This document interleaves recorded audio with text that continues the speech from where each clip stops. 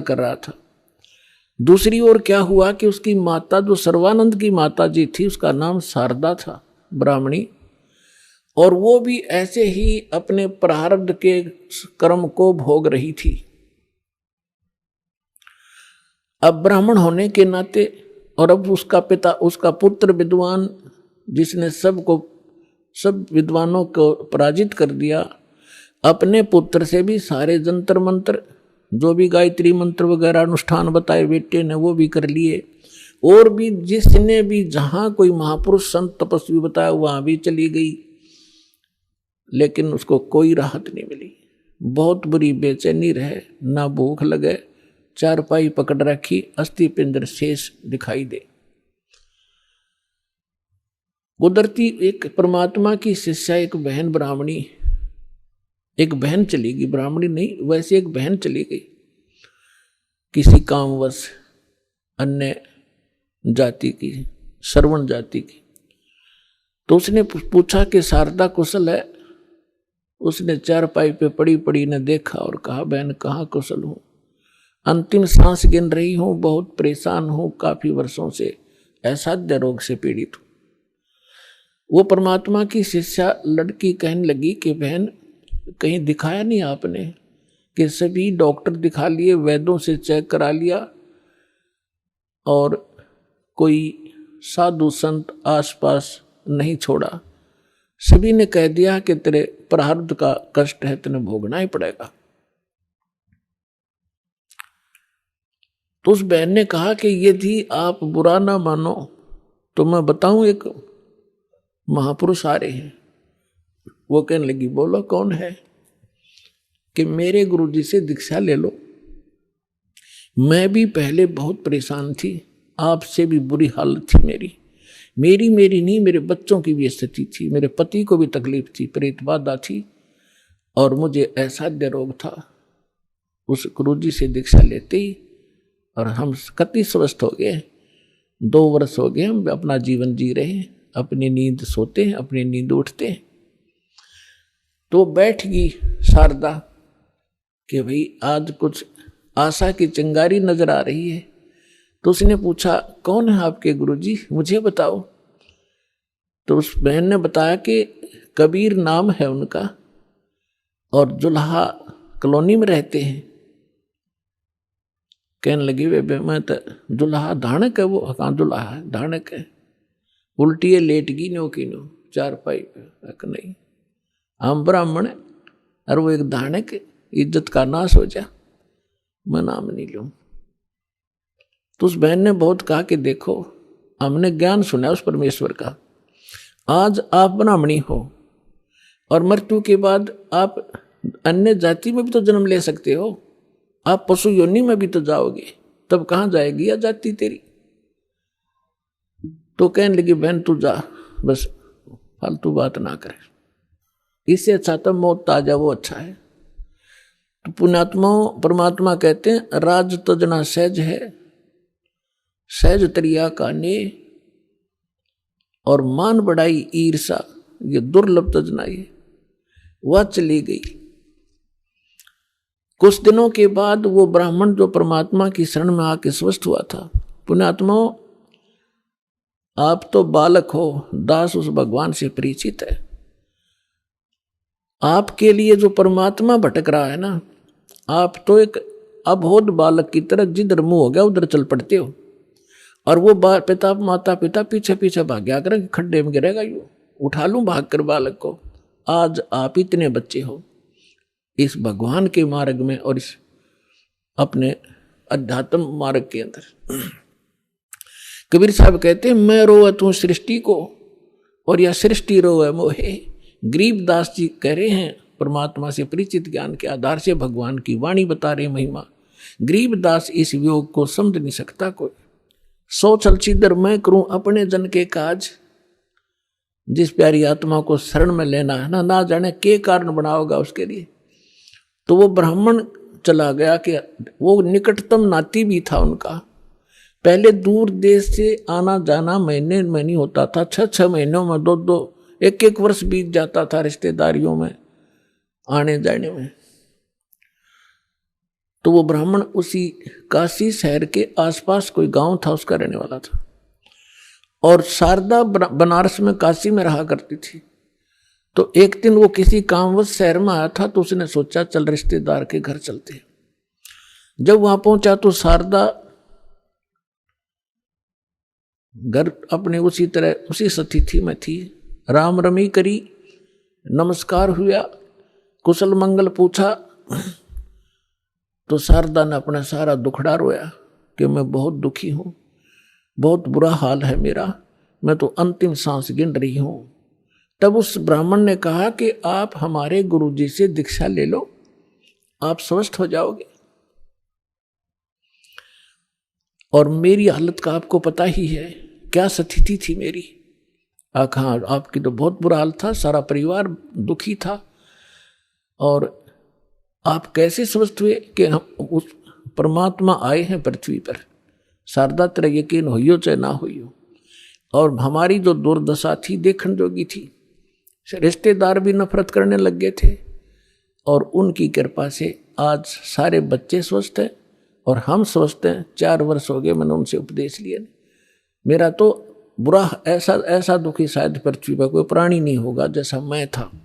मेरे से रिश्तेदार भी नफरत करने लगे थे कि अब यूं आ गया घर पे, कुछ पैसे मांगने आया होगा।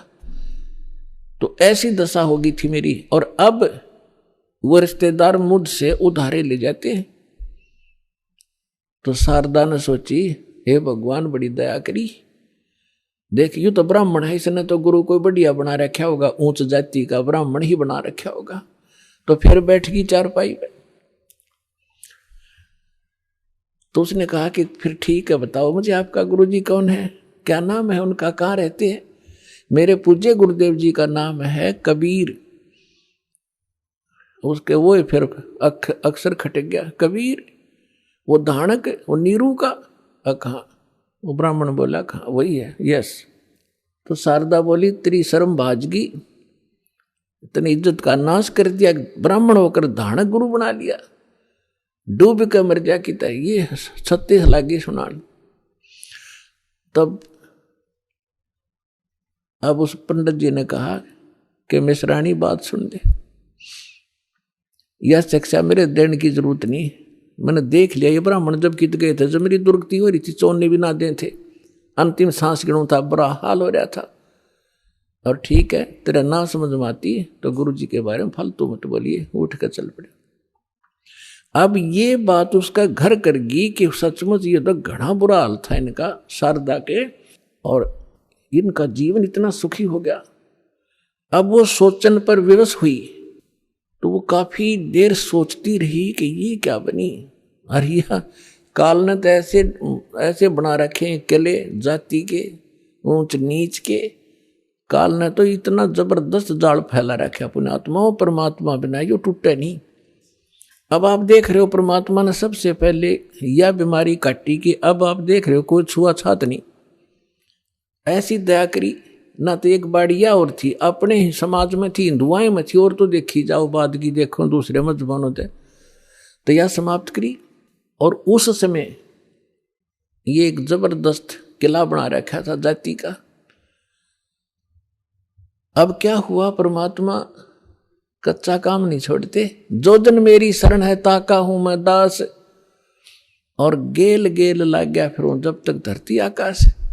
अब क्या किया मालिक ने, जिस मोहल्ले में वो शारदा रहा करती थी उसी में परमात्मा का एक भक्त रहता था, थोड़ी सी दूरी पे। और उसने प्रार्थना की, प्रभु हमारे दास के घर सत्संग कर दो, वहां आस पास के भक्तों को भी पता चलेगा और आपका ज्ञान सुनेंगे, हो सकता है किसी के और भाग जाग जा। परमात्मा ने ठीक कहा कि ठीक है बेटा, रात्रि में सत्संग करेंगे, दिन में अपना काम करो पेट के लिए, रात तो अपनी है, आ जाया करो, चलूंगा मैं तुम्हारे वहां। तो उस बहन ने जो सत्संग करवा रही थी भगवान का, आसपास के सभी जगह निमंत्रण भेजा कि आज हमारे गुरुजी आवेंगे और नाम ले लियो, सत्संग सुनियो पहले। आपने आज तक ऐसा ज्ञान नहीं सुना होगा, आप देखियो हमारे गुरुजी का सत्संग सुनना। तो ऐसे आपस में आ ही जाते हैं, बुलावा देने से मोहल्ले के लोग, बहन बेटियां इकट्ठी हो जाती हैं। तो उसने शारदा को भी आमंत्रित कर दिया मोहल्ले में होने के नाते। तो शारदा ने पूछा आपके गुरुजी कौन हैं? कि मेरे गुरुजी हैं कबीर साहब, भगवान कबीर। कौन से कबीर? वो धानक। वो शारदा ने कहा कि हाँ वो धानक। आप कुछ भी कहो, वो परमात्मा है। अब शारदा ने के स्कीम बनाई कि भी ऐसे जाऊंगी तो बात बिगड़ेगी, लोग हंसी करेंगे।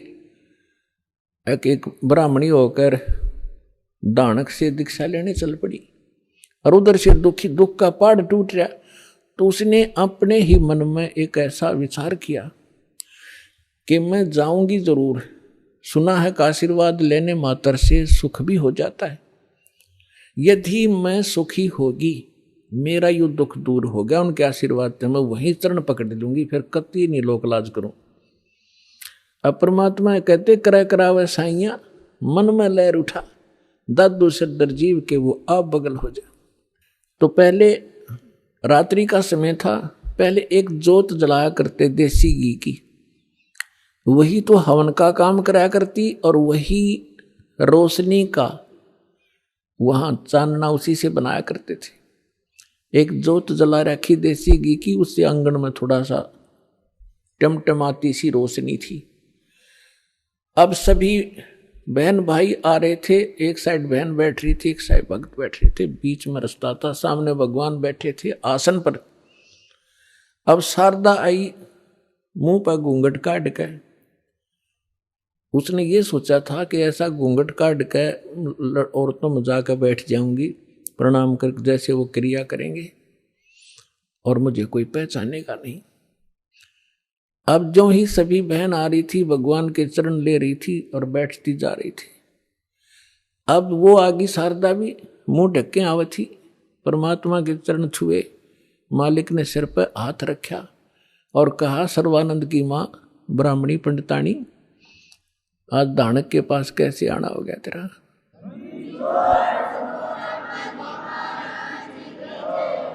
और परमात्मा ने हाथ रख के उठाया भी नहीं था, उसका सारा रोग, जो कष्ट था, जो संकट था, वो कति स्वस्थ होगी जैसे दुख कदे था ही नहीं। और ऊपर से परमात्मा ने कहा कि कैसे आगे सर्वानंद की माँ तू? एक दानक से क्या कहेंगे तेरे को, जो पंडित लोग जात से घेरेंगे।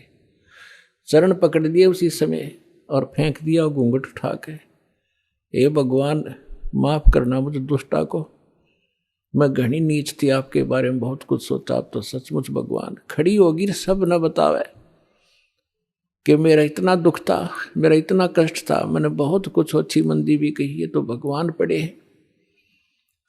फिर बैठगी, सत्संग सुना, परमात्मा ने सृष्टि रचना सुनाई।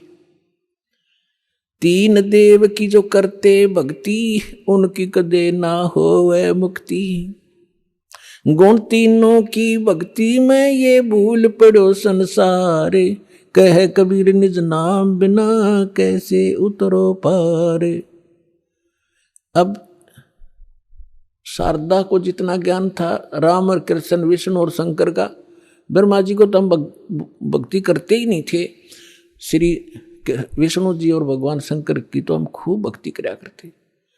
अब सारी सृष्टि रचना सुनाई और ऐसा दुख टल गया उस समय, तो सारी स्वीकार करे थी ना, तो अग्रम मग्रम भी करे, वो थोड़े बहुत हुआ। तो वो भी मालिक ने पहले उसका समाधान कर दिया और सारी सुने थी, सारी हृदय में समावे थी।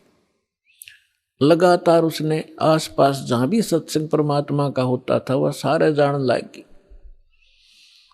और उसको काफी ज्ञान हो गया।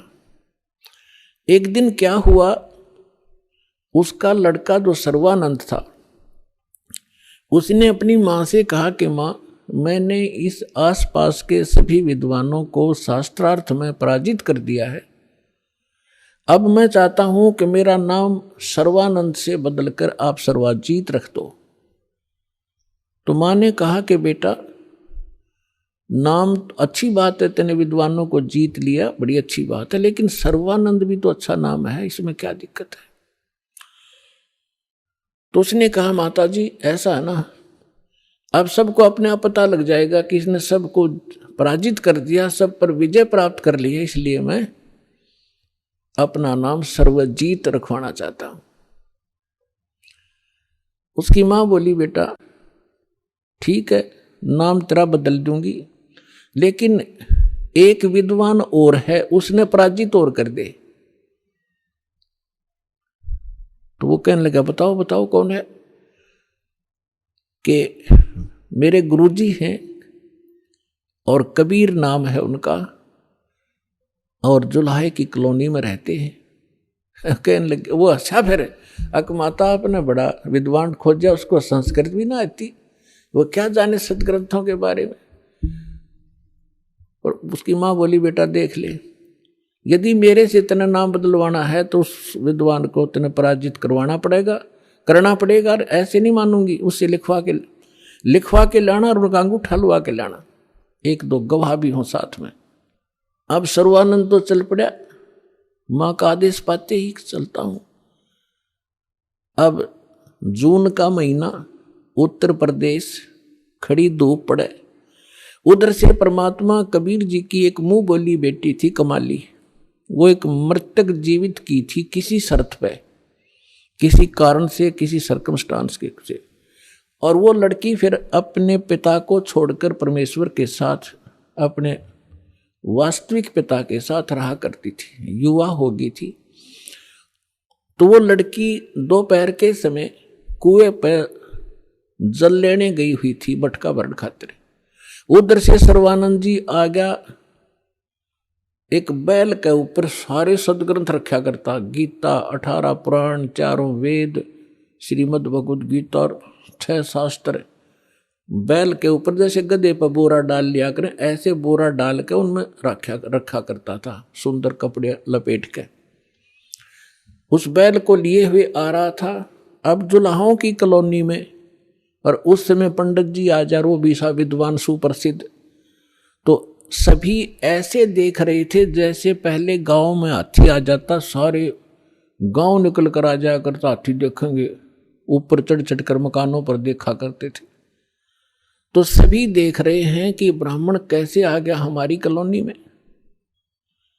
अब देखो लीला दाता की, उसको इतनी भयंकर प्यास लगा दी, उसकी आंखों में प्राण आ गए सर्वानंद के, और सामने वाली लड़की पानी पर लग रही। उसके पास आकर कहा कि ये लड़की जल्दी पानी पिला बेटी, मेरे प्राण निकलने जा रहे हैं। तो लड़की ने बाल्टी उसके कर दी, ले पी लो। उन्हें अपना करमंडल ले रहा था, उसमें डालकर गट गट पी लिया। अब उसने देखा कोई देख तो नहीं रहा तुझे, कितने दानकों के जुलाहों की कॉलोनी कुएं का पानी पी लिया। कोई देख तो, सब देख रहे थे, सब चारों तरफ देख रहे थे। तो उसने अपनी इज्जत बचाने के लिए लड़की को डांटा कि लड़की, ये किसका कुआं है, किस जाति का कुआं है? तो लड़की ने कहा, जी दानकों की कॉलोनी में तो दानकों का कुआं हुआ कर, ब्राह्मणों का नहीं हो सकता। ये तूने पहले क्यों नहीं बताया मुझे? पंडित जी पानी पी कर जात नहीं पूछा करते, तू पहले पूछता। जब तक तेरे पसीने आ रहे थे तेरी जान जाने वाली थी, अब तुझे जाति दिखाई देती है। मर जाता 2 मिनट तुझे पानी नहीं मिलता तो फिर कहता है बेटी छोड़ इन बातों को, यहां कबीर कहाँ रहता है? तो लड़की ने कहा कि कबीर का घर शिखर में सतलोक में रहता हो, जहां से ले ली गैल और पाँव न टेके पपील के, तो पंडित ला दिया बैल। लड़की ने कहा कि तुझे कबीर चाहिए, वो कबीर सतलोक में रहता है, गगन में, और जहां तक चिट्टी का पैर नहीं टेक सकता, तू इन पोथियों से जाएगा वहां कबीर से मिलने। तो कहने लगा, ए लड़की गणी ना बोला है, यूं बता यहाँ कहाँ रहता है इस कॉलोनी में वो? लड़की बोली, आ जाओ मेरे पीछे पीछे, मैं उन्हीं की बेटी हूं। अब लड़की मटका उठा के चल पड़ी, सर्वानंद बैल आके पीछे पीछे। लड़की थोड़ी आगे चली गई और जाकर कहा, पिताजी एक ब्राह्मण आवा है, सारे पोथे लिए। आपको पूछ रहा है, आपके साथ अवश्य कोई वाद विवाद करेगा। परमात्मा ने कहा बेटा कोई बात नहीं, ज्ञान की चर्चा तो होनी चाहिए, अच्छी बात है, उसको बुला लो अंदर। वह लड़की बाहर आई और कहा सर्व आओ जी, आ जाओ, पिताजी अंदर हैं, आ जाओ। तो सर्वानंद बाहर खड़ा हो गया और कहा ले लड़की, ये मेरा लोटा ले जा, पानी का भरवा दिया कि एक पानी का मेरा लोटा भर दे। बाहर खड़ा खड़ा लड़की ने पानी का लोटा भर दिया और कहा इस लोटे को जाके कबीर को दे दे और इसका क्या उत्तर दे फिर मुझे बताना बाहर आकर के। अब लड़की उस लेकर उस लोटे के भरे हुए को और धीरे धीरे परमात्मा के पास गई और कहा पिताजी एक वो ब्राह्मण युग ने ऐसे ऐसे कहा है कि ये लोटा दिया है, कहा कि इसका उत्तर दे वो मुझे बताना इस जल को। और इतना भर दिया कि वो पानी लबालब भरा हुआ था उस लोटे के ऊपर तक, उसमें जरा सा भी पानी डाल दे तो बाहर जावे, इतना फुल भर के दे दी। परमात्मा बोला ठीक से बेटी। परमेश्वर ने एक बड़ी सुई थी, वह सुई उठा कर लोहे की और उस लोटे में डाल दी, कुछ पानी बाहर निकल गया और कहा जा सर्वानंद को दे दे बेटा।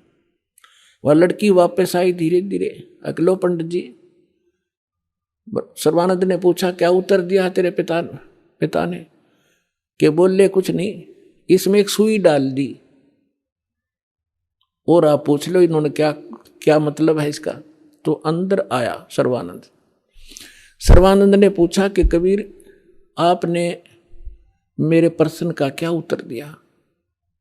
परमेश्वर ने पूछा आपका प्रश्न क्या था?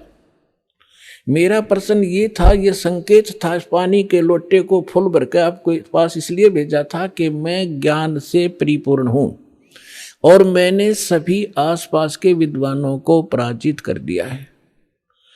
मैंने अपनी मां से सर्वाजीत नाम रखवाना है और उसने ये शर्त रखी है कि मैं आपसे शास्त्रार्थ करूं और आपको विजय पाऊं आपसे, तब वो मेरा नाम रखेगी। मैंने आपको ये संकेत दिया है कि मैं ज्ञान से ऐसे फुल हूं जैसे लोटा फुल था। यदि मुझे कोई ज्ञान शिक्षा देगा तो मेरे अंदर समाएगा नहीं, वो इस लोटे में अगर कोई और जल डालेगा वो बाहर ही जाएगा, इसमें जगह नहीं। अब आप बताओ आपका क्या उत्तर था? परमात्मा बोले मैंने इसमें एक लोहे की सुई डाली है। मेरा ये संकेत है कि मेरा ऐसा ज्ञान है, ऐसा भारी ज्ञान है, ऐसा गुरु ज्ञान है कि जैसे मेरी सुई तेरी लोटे की तली में जाकर टिकगी और तेरा पानी बाहर निकल गया। ये मेरा ज्ञान ऐसा तेरे थोथे ज्ञान में बाहर फेंक देगा, ठाके तेरे हृदय में समा जाएगा।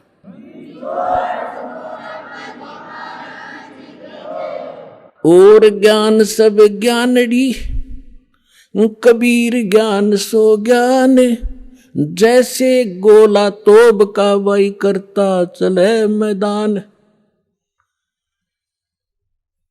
अब सर्वानंद ने कहा कि ठीक है आप करो शास्त्रार्थ। उसी समय वहां आसपास के जुलाहे और उनकी गोष्ठी सुनने के लिए आकर बैठ के, वो बेचारे भोले भाले अनएजुकेटेड सामने बैठ के सर्वानंद ने कहा कि कबीर बोल क्या प्रश्न करेगा? परमेश्वर ने कहा कि कौन ब्रह्मा का पिता है, कौन विष्णु की मां, शंकर का दादा कौन है, पंडित जी दियो बता। ब्रह्मा विष्णु महेश के माता पिता कौन है, इनका दादा कौन है? अब सर्वानंद की बुद्धि तो वहीं टिकी हुई थी, ये सर्वेश्वर है, महेश्वर है, इनके कोई माता पिता नहीं है। आप ऐसे ही कह रहे हो, इनके कोई माता पिता नहीं। अब परमेश्वर ने कहा कि आप देवी भागवत तीसरा सकंद निकालो और उसमें ये स्वयं स्वीकार करते हैं। देखिएगा श्री देवी भागवत यानी देवी पुराण, सचित्र मोटा टाइप, गीता प्रेस गोरखपुर से प्रकाशित है।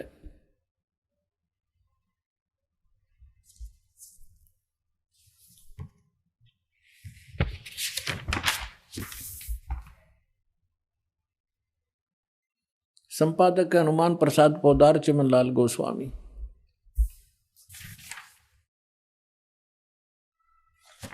और ये गीता प्रेस गोरखपुर से प्रकाशित है। इसके 123 पृष्ठ पर देखिएगा।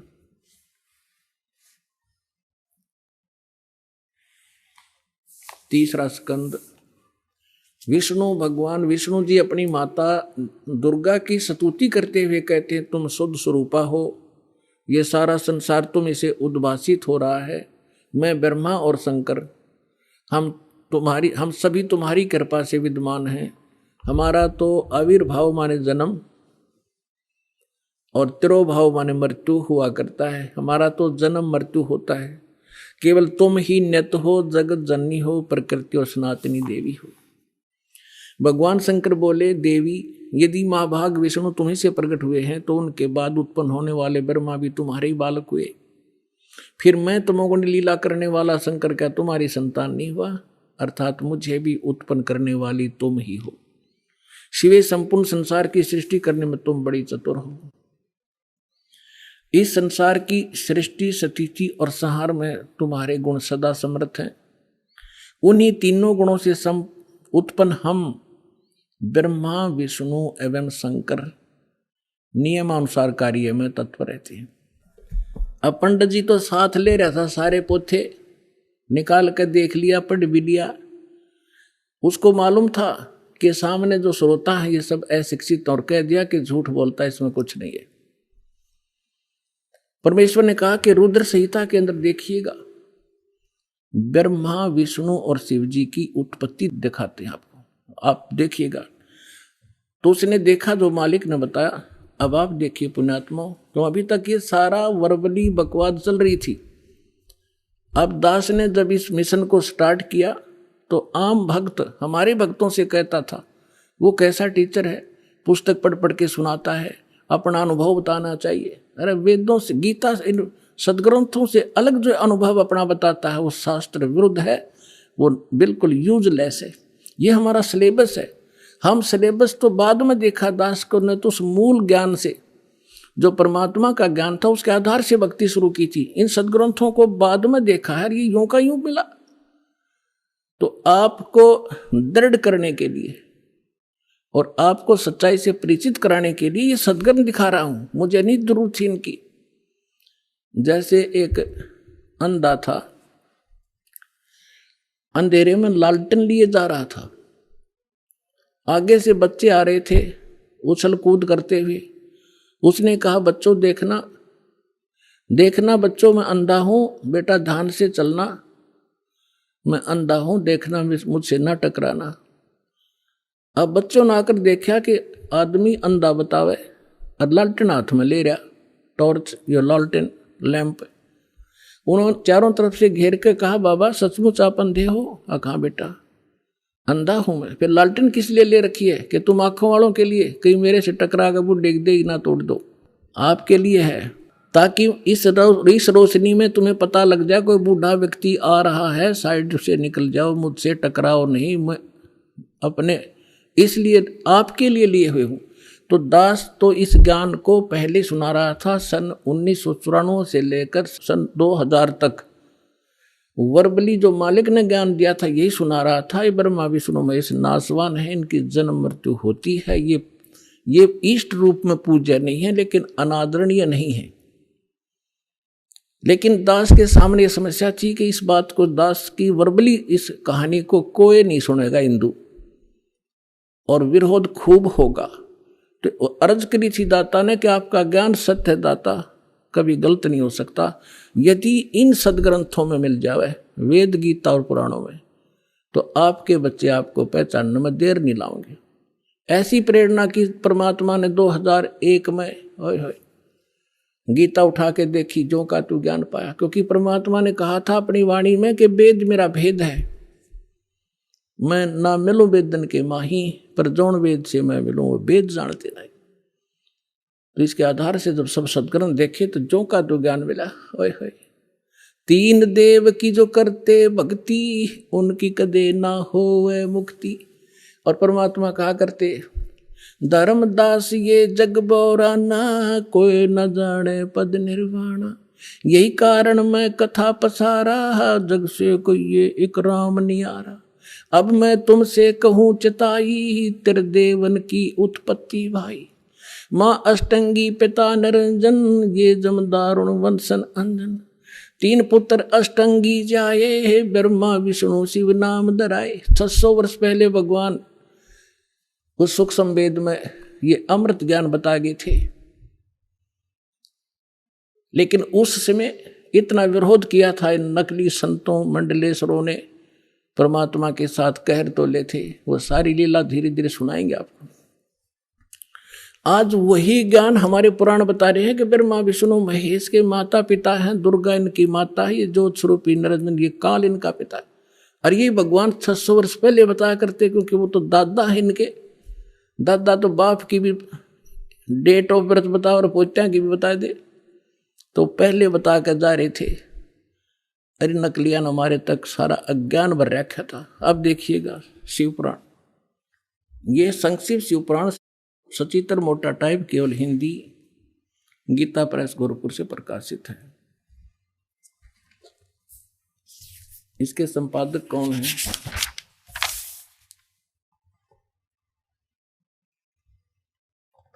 हनुमान प्रसाद पोदार, और ये गीता प्रेस गोरखपुर से प्रकाशित है।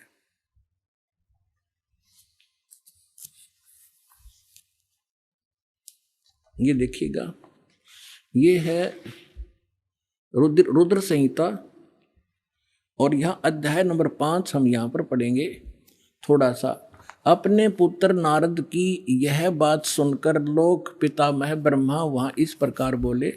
हमने 98 से प्रारंभ किया है, 98 से 98 से। अब हम 99 पर पढ़ देंगे, 99 पर।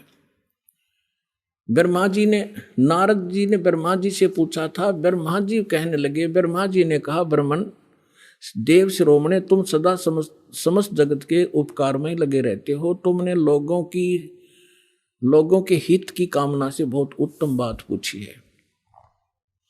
जिस समय समस्त चराचर जगत नष्ट हो गया था, सर्वत्र केवल अंधकार ही अंधकार था, न सूर्य दिखाई देता था न चंद्रमा, अन्य ग्रहों का भी और नक्षत्रों का भी पता नहीं था। उस समय तत् सत ब्रह्म, इस श्रुति में जो सत सुना जाता है एकमात्र वही शेष था। अब हम 100 पृष्ठ पर आगे अपने काम की बात पढ़ेंगे। शिव महापुराण रुद्र संहिता हम पढ़ रहे हैं। जिस परब्रह्म के विषय में ज्ञान और अज्ञान से पूर्ण, यानी कुछ साची कुछ झूठी उक्तियों द्वारा इस प्रकार विकल्प किए जाते हैं, उसने कुछ काल के बाद सृष्टि का समय आने पर द्वितीय की इच्छा प्रकट की। उसके भीतर एक से अनेक होने का संकल्प उदित हुआ।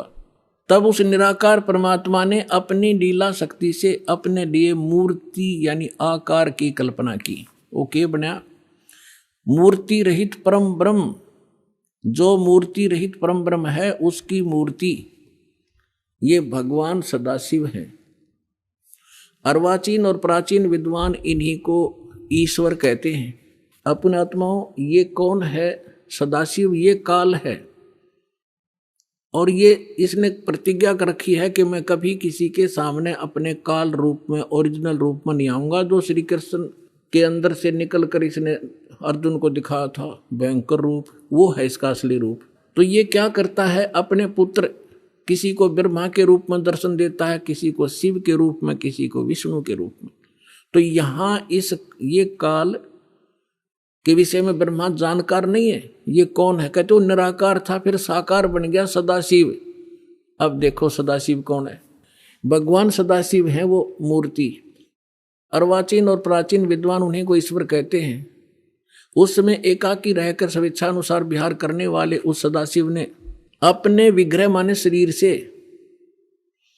स्वयं ही एक स्वरूप भूता शक्ति यानी दुर्गा की सृष्टि की, एक स्त्री की सृष्टि की, जो उनके अपने श्रेयंग से कभी अलग होने वाली नहीं थी। उस पराशक्ति को प्रधान प्रकृति गुणवती माया बुद्धि तत्वों की जननी तथा विकार रहित बताया गया है। वह शक्ति अंबिका कही गई है। अब ये क्या कह रहा है ब्रह्मा जी पुण्यात्माओं? अब देखो कमाल की बात है, देवी पुराण के अंदर तीसरे स्कंद में ब्रह्मा जी अपने पुत्र नारद को बताता है कि बेटा, मैं जब उत्पन्न हुआ मैं कमल के फूल पर बैठा था और युवा मेरा शरीर था। मुझे नहीं मालूम मैं किसने उत्पन्न कर दिया, मेरा उत्पत्ति करता कौन है, मैं कुछ नहीं जानता। अब यूं बताओ है उस अपने बाप के की उत्पत्ति वो क्यों कर बना? तो ये आप पे कह रहा है कुछ सच्ची कुछ झूठी। तो ये इसने परमात्मा जो प्रथम बार आए थे वो इस ब्रह्मा से मिले, विष्णु जी से मिले, शिव जी से मिले थे, उनको सृष्टि रचना सारी कथा सुनाई थी। इन्होंने एक बार तो स्वीकार किया था, फिर काल प्रेरणा से माल्य के ज्ञान को रिजेक्ट कर दिया था। अब वो सुना हुआ ज्ञान यहाँ कुछ अटकलबाजी कर रहा है। ये परमात्मा ने तो ये बता रखा है कि इस काल ने दुर्गा को खा लिया था, बुरी नीयत है, वो उसके पेट में चली गई थी, फिर वो परमेश्वर ने आकर निकाली थी, तब ये दोनों पति पत्नी रूप में रहने लगे थे। अब ब्रह्मा जी इसको दूसरे ढंग से कह रहा है कि उस सदा शिव ने इसने सिर पैर का पता नहीं कि उसने अपने शरीर से एक स्त्री उत्पन्न की जो कभी उसके अंग से अलग होने वाली नहीं थी। अब ये देखिएगा, उस समय एकाकी रहकर स्वेच्छा अनुसार विहार करने वाले सदाशिव ने अपने विग्रह से स्वयं ही एक स्वरूप भूता शक्ति की सृष्टि की जो उनके अपने श्रेयंग से कभी अलग होने वाली नहीं थी। वो कौन है? उस पराशक्ति को प्रधान भी कहते हैं। ये प्रधान शब्द राखियो याद, प्रकृति भी याद रखना। ये प्रधान और प्रकृति शब्द आपके श्रीमद् भगवद गीता के अंदर दास सिद्ध करेगा कि दुर्गा और काल के संयोग से ब्रह्मा विष्णु महेश की उत्पत्ति हुई। वहाँ ये प्रधान और प्रकृति शब्द है। तो ये समझना कौन है ये प्रधान? ये कह रहे हैं उसी को प्रधान, प्रकृति गुणवती माया बुद्धि जनों तत्वों की जननी तथा विकार रहित बताया। उस शक्ति वह शक्ति अंबिका कही गई है, उसी को प्रकृति सर्वेश्वरी और त्रिदेव जननी, ओह ब्रह्मा विष्णु महेश की माता, उनको उत्पन्न करने वाली, नित्य और मूल कारण भी कहते हैं। सदाशिव द्वारा प्रकट की गई यानी उसके शरीर से निकली हुई उस शक्ति के 8 भुजाएं हैं, अष्टंगी। 3 पुत्र अष्टंगी जाए, ब्रह्मा विष्णु शिव नाम धराए। 600 वर्ष पहले मालिक बता गए थे। आज हमारे ये पवित्र सदग्रंथ उसको सेकंड कर रहे हैं, समर्थन कर रहे हैं भगवान की वाणी का। और जिनको संस्कृत भी नहीं आवती ब्राह्मण कहा करते, और गुरु जी हमारे क्या जाने दानक जुला, वो समृद्ध थे, सब वो प्रत्येक चींटी तक की भाषा जानते, सब पशु पक्षियों की भाषा जानते हैं। और इन्होंने उसको रिजेक्ट करके डाल रखा था लाल को।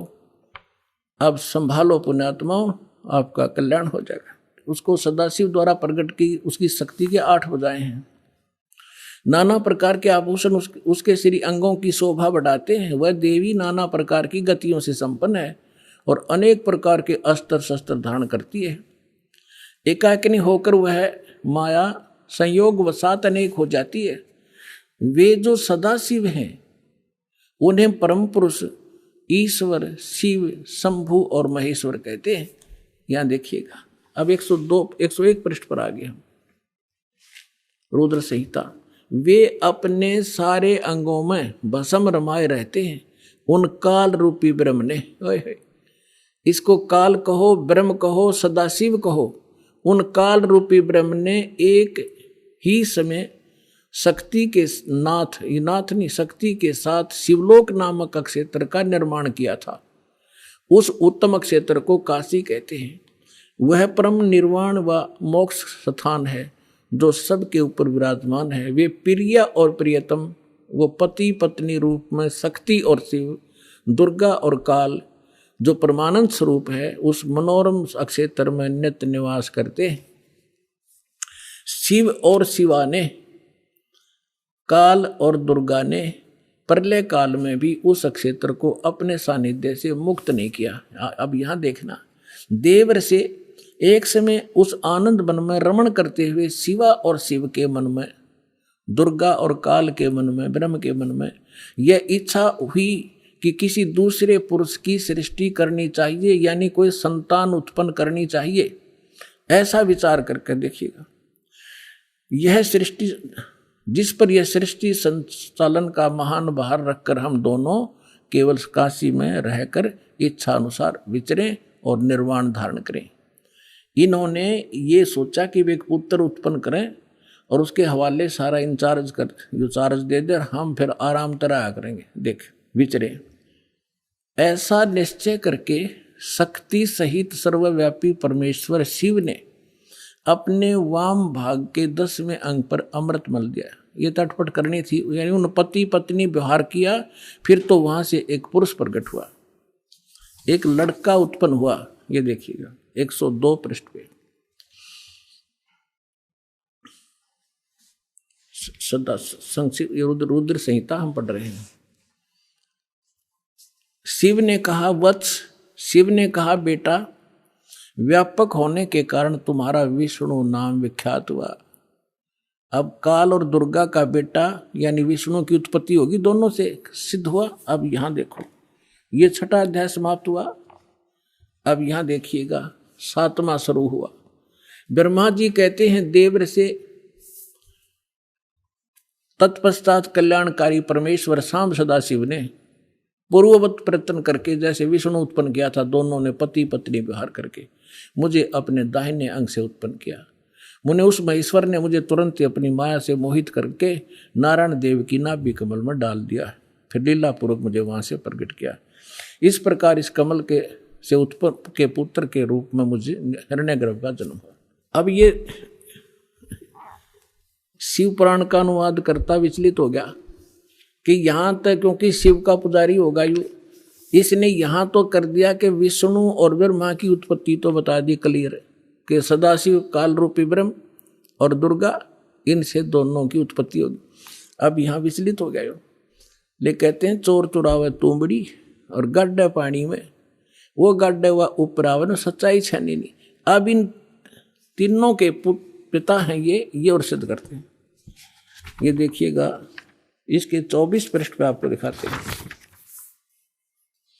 ये विद्वेश्वर संहिता है। एक समय क्या होता है, एक समय ब्रह्मा और विष्णु जी का इस बात पर झगड़ा हो गया, युद्ध हो गया।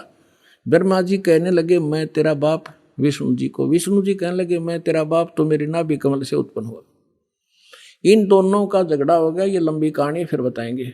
तो इनके पिता ने सोचा ये लड़का मरेंगे, उसने इनके बीच में एक लिंग खड़ा कर दिया, एक तेजो में पिलर, नीचे से बहुत लंबा चौड़ा। ये दोनों युद्ध करना बंद करके उसके और छोर खोजने लगे। तब ये पहुंच गया अपने पुत्र शिव का रूप धारण करके, और फिर इनसे कहने लगा कि तुम ज्ञान देने लगा, समझाने लगा। तो इन्होंने फिर जो प्रश्न उत्तर किए वो सुनाते हैं, देखिएगा, इससे पता चलेगा ये कौन है। ये है विद्वेश्वर संहिता, संक्षिप्त शिव पुराण, और पृष्ठ नंबर 24 पे ये है ब्रह्मा जी और ये है विष्णु जी, ये बीच में इनका एक स्तंभ है। अब हम यहां आ जाते हैं 25 पृष्ठ पे। ब्रह्मा और विष्णु ने पूछा प्रभो, ब्रह्मा विष्णु फिर उसे वार्ता करने लगे काल से, सृष्टि आदि 5 कर्तों के लक्षण क्या है ये हम दोनों को बताइए। भगवान शिव बोले, ये काल बोला, काल रूपी ब्रह्म बोला, मेरे कर्तव्यों को समझना अत्यंत गहन है, तथापि मैं कृपा पूर्वक तुम्हें उनके विषय में बता रहा हूं। आगे देखो, हम अपने मतलब की पढ़ देंगे। ये 26 नंबर पे आ गया। अब ये क्या कह रहा है काल अपने इन ब्रह्मा और विष्णु दोनों को, पुत्रो तुम दोनों ने तपस्या करके प्रसन्न हुए मुझ परमेश्वर से सृष्टि और सतिथि नामक 2 कृत प्राप्त किए। ये दोनों तुम्हें बहुत प्रिय हैं। इसी प्रकार मेरी विभूति स्वरूप रुद्र और महेश्वर ने, ये ने है गलत से मेरे विस्मृत, ने 2 अन्य उत्तम कृत संहार और त्रोभाव मुझसे प्राप्त किए हैं। अब क्या हो गया, 2 तो ब्रह्मा विष्णु और ये महेश्वर और रुद्र, इन चारों का बाप है ये बोलने वाला, जो बस इतना सिद्ध करना चाहो था दास आपको। अब परमात्मा ने बताया कि 3 पुत्र अष्टंगी जाए, ब्रह्मा विष्णु शिव नाम धराए, और 3 देव की जो करते भक्ति, उनकी को देना हो वह मुक्ति। गुण तीनों की भक्ति में ये भूल पड़ो संसार, कहे कबीर निज नाम बिना कैसे उतरो पार। अब सर्वानंद कहने लगे कि झूठ बोलता है, ऐसा कुछ नहीं लिखा है, क्योंकि ये नकली विद्वान इसी बात का लाभ उठाकर हमारा नाश करने में सक्षम और सफल हुए कि वो संस्कृत भाषा जानते थे और पूरा समाज अशिक्षित था। इनका यूं दाव लग रहा था। अब उसने क्या किया कि जो मतलब की बात थी वह छोड़ दी और उसने जो कंठस्थ याद कर रखे थे श्लोक गीता के, वेदों के, वो संस्कृत बोलने लग गया। काफी देर तक रुका नहीं, डाटा को आध पौन घंटे तक संस्कृत बोलता रहा। और वो सामने वाले जितने जुलाहे बैठे थे बेचारे भोले भाले माई बहन बेटी भगत, वह ये भी नहीं समझ पा रहे ये पंडित जी बोल के रहा है। उन्होंने फिर ताड़ी पीट दी, वाह पंडित जी, वाह सर्वानंद, वाह पंडित जी, कमाल कर दिया। अब उनकी प्रशंसा से सर्वानंद विजयी हो गए और परमात्मा पराजित कर दिए। आज तक यह नो बिजली गिर रही थी बगैर इन इंस्ट्रूमेंट के, जो भगवान ने आज आपको समझाने के लिए बनवाए हैं जीव से। ना जीव बना दिए इंस्ट्रूमेंट, ये पहले यही था। ये मनुष्य 4 युग का इतिहास था आपके पास है। द्वापर ताई अभी 50 वर्ष से पहले थे हमने देखे बैलगाड़ी खचड़ खचड़ने घसीटे अंडा करते, काठ के पहिए, काठ की गाड़ी। और उससे पहले एक रेडू में 6 खच्चर जोड़ कर रथ बना कर घसीटे फिरा करते थे। कहाँ गई थी मनुष्य की विधि? ये परमात्मा ने दया बख्शी आपके लिए। और अभी 10 वर्ष से हो रहा है, 12 वर्ष से हो रहा है, ये सब विकास कराया दाता ने, ताकि अपने बच्चों को वर्ड टू वर्ड समझा दूं, ताकि ये पहचान ले मेरे को। अरे 1 मिनट में जा छोड़ दो इनको सतलोक में, पीछा छुटे यहाँ से।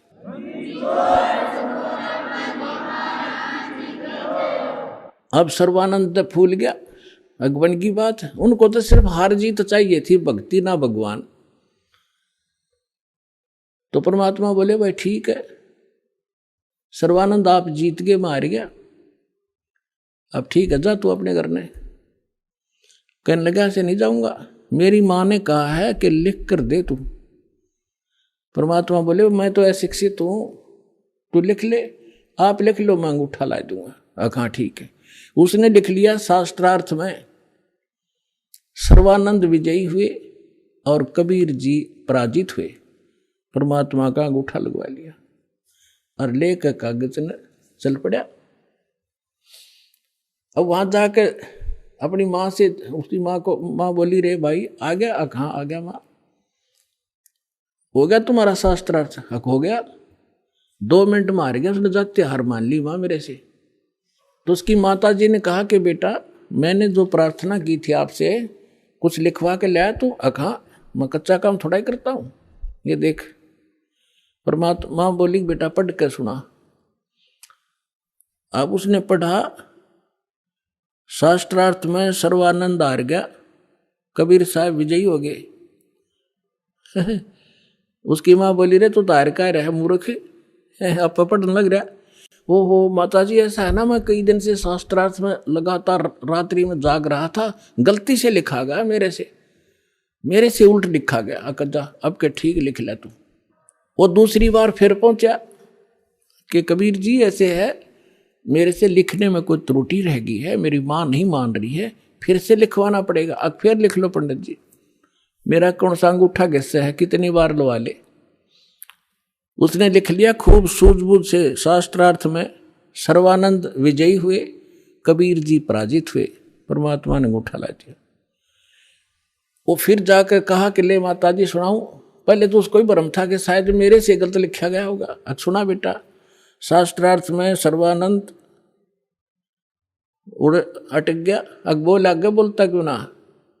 नहीं बोला माँ कभी गलत लिखा गया है। तो शास्त्रार्थ में सर्वानंद हार गए, कबीर साहब विजयी हुए। उसमें फिर ये लिखा पाया। उसने उसका फिर भ्रम रह गया कि माँ फिर लाऊं लिखवा के। जा बेटा फिर लिखवा ले।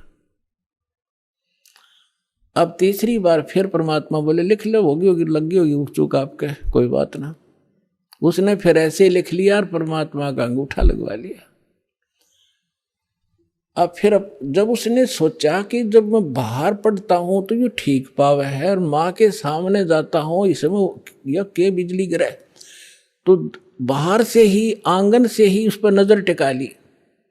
अंदर अपने घर में घुसने से पहले उस पर न्यू करता था, कति न्यू डांट रहा नजर। अकमाता सुनाऊं सुना, उसके सामने अक्सर पलट गए जैसे कंप्यूटर में पलट जाया करे। अरन्यो का न्यो पकड़ गया, बैठ गया कलेजा पकड़ के। उसकी माँ बोली रे बोलता क्यों ना, तेरी बोलती क्यों बंद होगी विद्वान, बोल क्या लिख रखा है इसमें। वह कागज हाथ तो छूट गया उसके। परमात्मा को उसकी माँ बोली बेटा भगवान आए हैं, तेरी बुद्धि भ्रष्ट हो रही है, ये 4 अक्षर सीख के और तू विद्वान पाक रहा है। जो ज्ञान उस परमात्मा का है तेरे पास तक कख भी नहीं बेटा, मैं तेरी भी कथा सुन रखी है बहुत दिन हो गए। अब अपनी माँ के चरणों में पड़कर रोने लग गया। नो बोला माँ मैं तो घना नीच हूँ, सचमुच जो वो बोल रहे थे सारी लिखी है पुराणों में, जो वो बतावे थे और मैंने अहंकार वश कति नहीं मानी। तो माँ बोली बेटा मेरी आत्मा कह रही है तू इकलौता पुत्र है और तू ऐसा बिरान माटी ऐसी दुर्गति होगी तो कुत्ते की योनि में जागा बेटा, या विदुता काम नहीं आवे, भगवान की शरण और वो मंत्र में काम करेंगे, मेरी आत्मा खुश हो जाएगी, तो नाम ले ले। न बोला माँ मेरे साथ चलो, मैं अब तो जाऊंगा, मैंने शर्म आवेगी। अब चल मैं तेरे साथ चलूंगी बेटा। जाके चरणा में डाल दिया कि परमात्मा तेरा बालक है, भूल होगी इससे और नाम दे दो। परमात्मा बोले कोई बात ना बेटा, हम तो सारे मेरे ही तो बच्चे हैं, जिस दिन ये मुझे पहचान लेंगे झगड़ा ही मिट जाएगा। तो पुनः इस प्रकार सर्वानंद का कल्याण हुआ।